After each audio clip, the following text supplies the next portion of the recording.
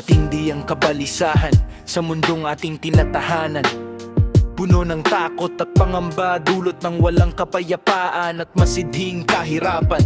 Ang mga tao ay nakalimot sa Diyos at ang mga katotohanan ay hindi pinahalagahan. Ang pagsamba ay pinabayaan at ang pagsunod sa tama ay hindi isinakatuparan.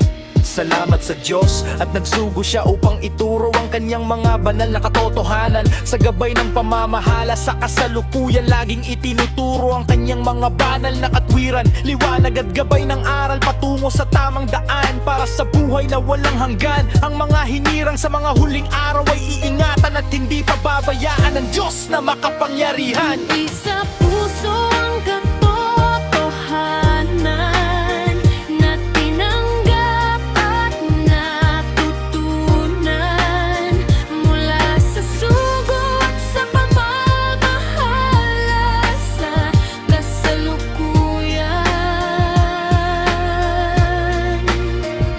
Ituro sa mga anak sa lahat ng angkon na pagkakataon ang mga salita ng Diyos na napakinggan. Sambalatayanan at sikaping isa katuparan ang mga utos ng Diyos upang kamtan ng kaligtasan. Ang mga katotohanan at tuntunin ng Diyos ay laging isa puso at tandaan at huwag kalilimutan. Isalin ng mga magulang ang mga salita ng Diyos sa mga anak upang malayo sa mga kapahamakan.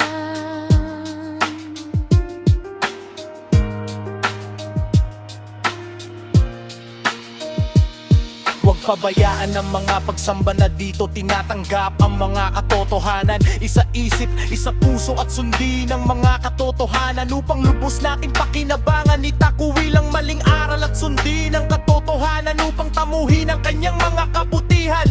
Laging isa puso ang mga katotohanan upang kamtan ang ganap na kapayapaan ng buong sambahayan. Ibuhay at ganapin ang mga aral ng Diyos upang makamit ang buhay na walang hanggan. Iwaksi ang mga kasamaan at